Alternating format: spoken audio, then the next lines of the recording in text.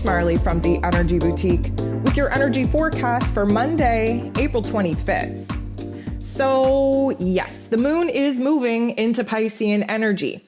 The moon went void late last evening around 8:35 p.m. and was void for the majority of the early waking hours, locking into Piscean energy around 6:16 a.m. Eastern Standard Time, which likely made for some very, very wild cray-cray type of dreams. I want you to pay attention to what happened in your dream state last night. Piscean energy, especially right now with all of these planets, the stellium being built up in Piscean energy, our dream states are whack. We have a lot of new light codes coming in. We're trying to incorporate those light codes in our sleep states because our conscious mind just isn't open enough to do so while we're awake. We have a lot of processing going on in the dream state.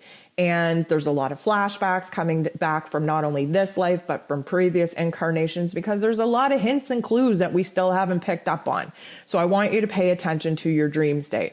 Now, anytime that we move out of this Aquarian energy into Piscean energy, it's almost like we move from our highest level intellect that the Aquarian energy rules over, that observer, big vision type of mentality, to our soul space, which is the Piscean energy. Now, let me just say, Piscean energy, we become very hypersensitive to the world around us. Why? Because Pisces energy is very connected to the metaphysical realm. Everything that we cannot see, the subtle energy realm, it can be overwhelming because we don't know whether the energy that we're feeling is our energy or the collective's energy or your partner's energy or the person that you stood next to in the lineup's energy. It's very hard. That's again why we need a very strong and disciplined spiritual practice so that we can, not get so lost in the blending of energies when we're out in our physical realm, out in the real world. The moon in Pisces is very, very sensitive, highly emotional. Think of water, okay? So, the waves can be choppy, and then we can have a calm mirror-like slate of the water. What we know about Piscean energy, it's very soul connected, very karmically connected. It's very cleansing because it's about endings essentially. And we have to bring forth full circle some of the things that we haven't pieced together. And that in itself can be very overwhelming. We have to avoid wanting to escape the feelings because, of course, Piscean energy is the escape artist of the zodiac. We become so overwhelmed, overstimulated that we just want to kind of run away from life. And of course, that's not how we heal. So it is a hard struggle to kind of deal with. And we can become a little bit, I'm going to say, semi-delusional in this Piscean energy, not knowing what is real, not knowing what is fake, not knowing up from down. Again, there's no boundaries. There's no borders in Piscean energy. Everything just kind of mixes together. And that in itself can be a lot to take in, a lot to process.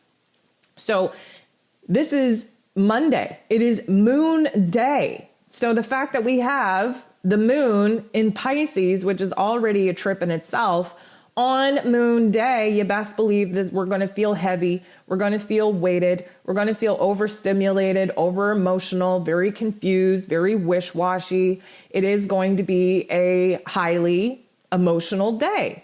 There are 7 different aspects taking place here today. 6 of them involve the moon. So we definitely are in for a little bit of an emotional processing type of day. We have the moon right out of the gate, making some very not nice aspects. First with Jupiter, then with Pluto, then with Chiron. So what do we know about this? Well, the good news, I guess, is that these particular not so nice aspects still happen while the moon is in Aquarius, but the moon will be void. And anytime that the moon is void, we are unsure, uncertain, unstable. We do not have a grip on reality or anything outside of reality, and it can just feel overwhelming. Now, lucky for us, the majority of these aspects take place while the majority of the world is asleep. And this is again why I say pay attention to your dream state, because this not so nice aspect that, first of all, the moon is making with Jupiter is going to amplify our dream state, our thoughts, our emotions. Why? Because he wants us to grow. He wants us to expand, but he's in Pisces. So we have to do that in the otherworldly fashion. Again, another reason why I think that some very intense topics and themes will creep up in many of our dream states that we are not open to processing in our waking state.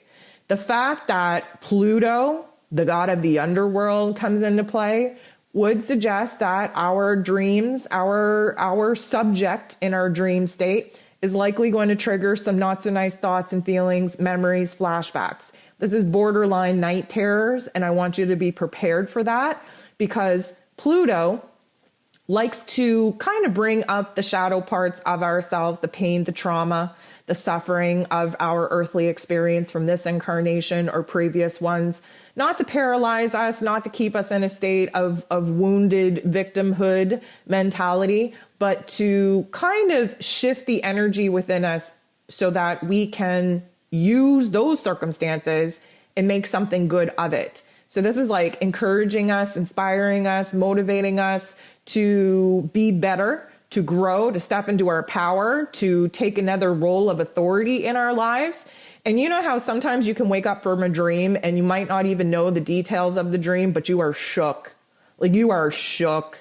And it stays with you throughout the day, and it makes you look at everything within your day from a skewed perspective because you don't really understand what happened while you were asleep, and you sure as hell don't understand what's going on while you're awake. Well, this is the kind of energy that I'm talking about. And this is because the moon is still in Aquarian energy, still void of course, though. This is the great awakener. So it's going to awaken us to some dark topics, some dark themes that we likely have gone to great lengths to kind of trap and compartmentalize and repress within us. That, of course, this is what our dream state is all about, is bringing up those issues that we're not so willing to deal with in our waking life. So just recognize that you might not have the greatest dreams, but it will shake you in a way to know that there is an important message, an important meaning that took place in your dream state that has now been activated in your conscious awaking state as well. The moon bumps into Chiron. Again, wounds, okay? Past life wounds, trauma, suffering from this lifetime as well. This, again, I feel is coming through the dream state, and thank goodness for it. But also you're going to wake up feeling semi-violated, semi-scared, semi-overwhelmed with all that transpired in that dream realm.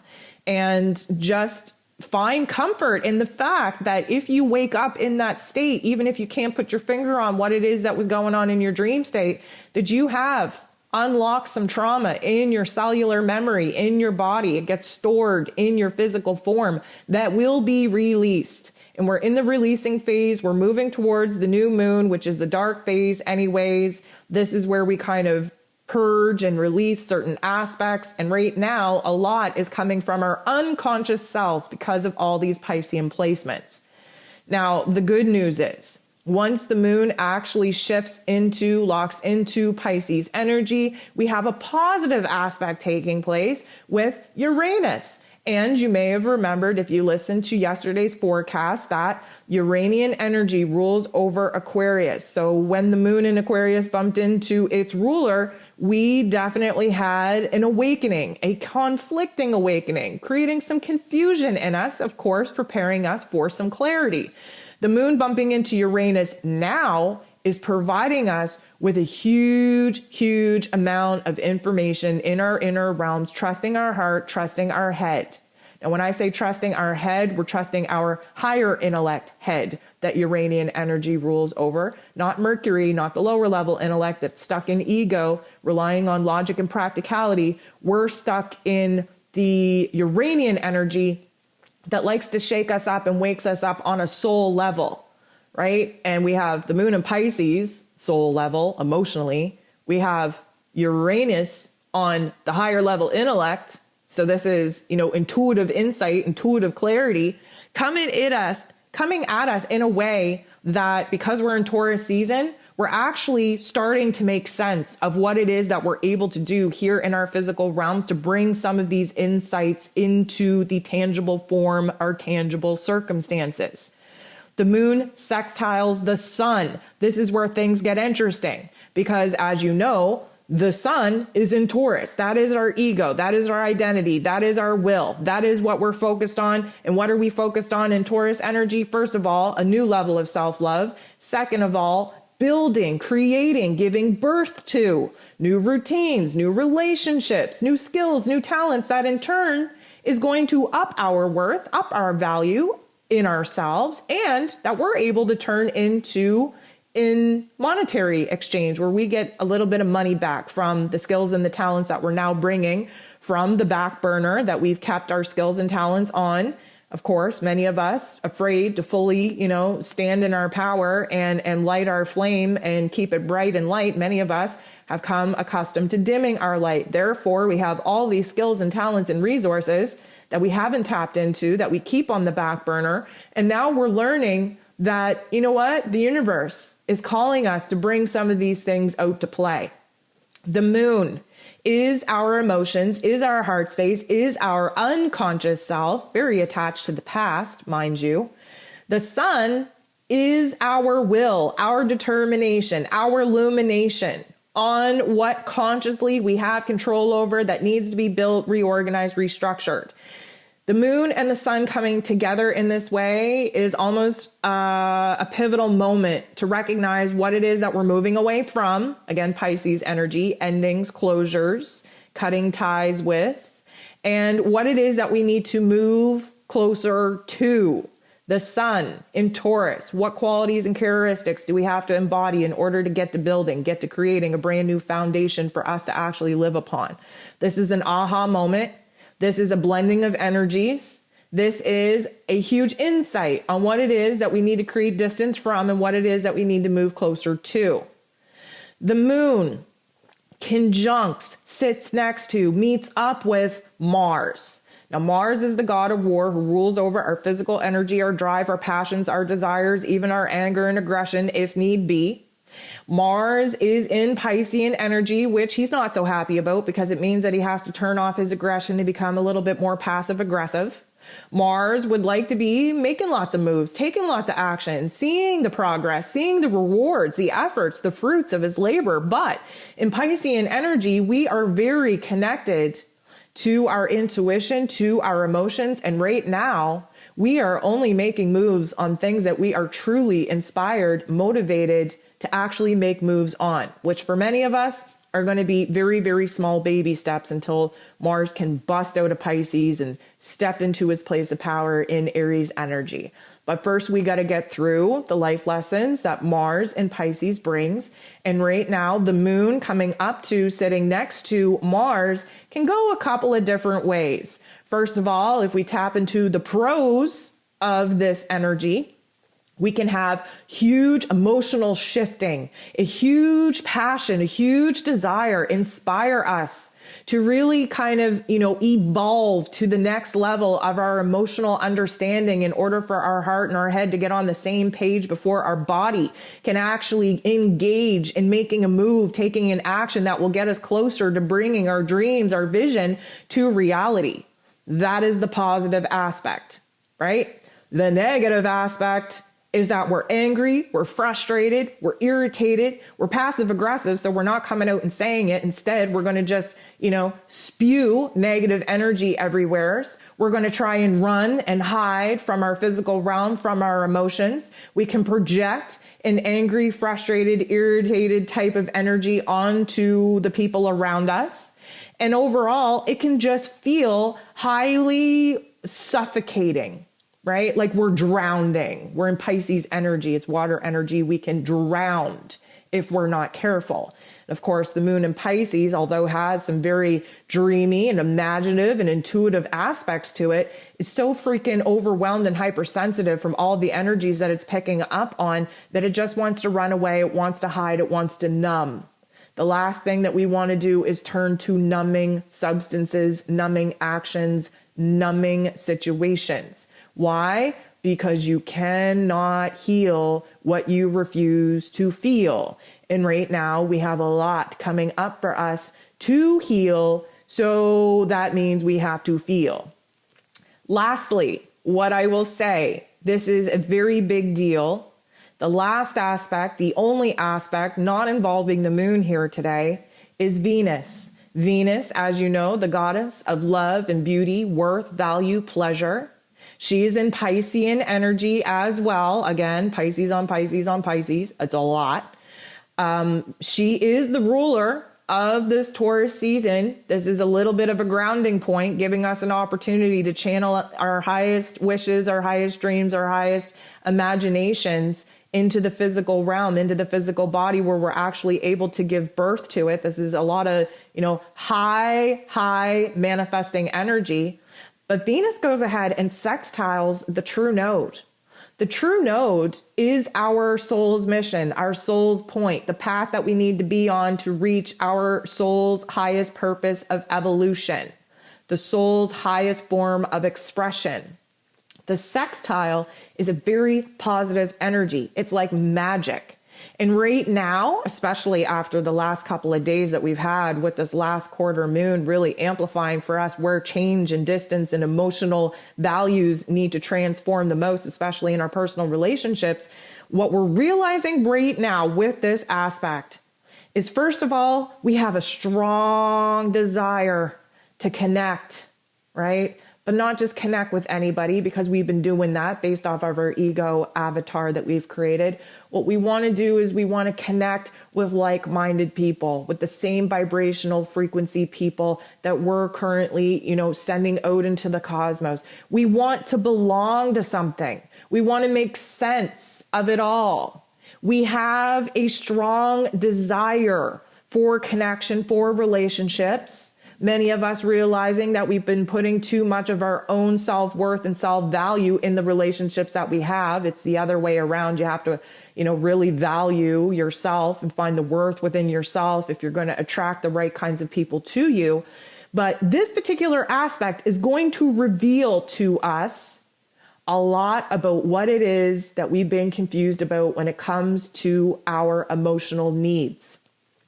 Many of us do not feel safe and secure in the personal relationships in our physical realm. We don't. We put on a mask. We put on a facade. Why? Because it's old and familiar. Does it feel good? No. Is it uncomfortable? Yes. But it's also predictable. We don't know what would happen if we disconnected from some of the personal relationships that we're currently in. And for many of us, that scares the hell out of us. We don't know what it is that we actually want. This Venus and Pisces energy is very, very much stuck in fantasy land, romanticizing. I talked about this, ranted about this a couple of days ago, about how many of us are in relationships or friendships right now that we have no business being in, mostly because we fell in love with the potential, right? You gotta stop falling in love with potential. Take people as they are. You cannot continue to sacrifice the best years, the best energy of your life, pouring into someone that does not see the potential in themselves. That's your bad, okay? That's why you get stuck in these cluster F of relationships, disappointed, taken advantage of, because you fell in love with potential. We can't do that anymore. Venus bumping into the true node in this way is almost like an aha moment. It's almost like a damn, okay, I'm not getting this right now. I'm lacking this. I feel raw. I feel vulnerable. I feel disconnected. I'm in a room full of people. I feel like I'm alone. I want to belong to something. I don't know where I fit in. Again, key factor, you're not here to fit in. You're here to create a world, a new reality based off of you being the weirdo, the black sheep of the family. This is how New Earth is created. You're not going to fit into your physical realm, nor should you want to. The realm that you fit into, the community that you fit into, cannot be seen as of yet because it's a spiritual connection. We are light workers. We are spread out, seeded over this earth. If you connected all the dots, it would make a beautiful net. But many of us light workers are in situations and physical circumstances that we are alone. We do not fit in the little communities in which we've created. That is creating a disconnect within us. That is also showing us where it is that the desire for us to fit in is very strong. So how do you create a realm, a reality where you do fit in? Well, first of all, you got to clean out the crap of the reality that you created that you don't fit into. You cannot expect, I'm going to give you this analogy. It worked before. Let's hope it works again. Okay, so you have a whole house of furniture and you say, you know what? I want to order new furniture. You go out, you buy all these beautiful things, you're dreaming of it. You're sitting in your, you're sitting in your place looking at your environment and all the old stuff, all the old memories come up, all the old situations and scenarios that are playing through your mind. You're visualizing what it's going to look like when your new furniture shows up. But here's the thing, the truck pulls in the driveway. They start unloading all of your new furniture. Guess what? There's no place for it. Why? Because you have not emptied out the old furniture. Okay. Where do you expect the new vision, the new dream to actually have a space to be built if you keep holding on to the crap that you don't even want? And yes, I'm applying this to people. Okay. We have built, because of our egoic avatar, because of this matrix that we're stuck in, we have created and built a reality that we do not fit into. Therefore, we have to clean all the crap out, create a space for the new elements to arrive. But many of us are scared to do so because we're afraid that we're going to be sitting in an empty house with no furniture. That's not going to happen. You have to create the space, take the initiative, show the universe that you've done what you could to create a space for the new elements to arrive. And then you have to trust that that truck is going to show up because you paid for the furniture. They have the address. You have to trust that they're going to keep up their end of the deal. This is no different. You cannot expect new people to knock on the door of your reality and say, hey, I'm here. I'm of the same vibration and frequency. I'm here to love you. I'm here to support you. I'm here to make you feel connected. I'm here to make you feel like you actually fit in and belong to something. And they're standing in the doorway with all of these sleepers in the house that are of low vibration, that have no business being in your house, that you were too afraid to ask to leave in order for this person knocking on your door, who has a right to be there, actually has a place at the table. Okay. So there's an element here where many of us, we're sitting around hoping for these new elements to show up, and we're willing to get rid of the old elements when the new elements show up. But what you have to understand is that you have to get rid of the old before the new is ever going to show up. That's just natural law. So this particular aspect between Venus and the true node is giving us a glimpse on what it is that we want, what we need, what we desire in relationships, in connection, in what it is that makes us feel safe and secure and valued, what it is that we feel worthy to have, deserving to have. This is going to be a shift, an aha moment, because the minute that you know this, you can't unknow this. And then once you know better, you have to do better. So once you have this glimpse of the future, of the vision, of the dream, and then you sit in the old remnants of your old life, your old world, the old connections that don't make you feel as good as that dream and vision do, then you have a job, you have a task. Then it's up to you to clean out the space so that the new elements, when they arrive, have a space at the table to sit next to you in the same vibration, in the same frequency, building towards the same dream and the same vision.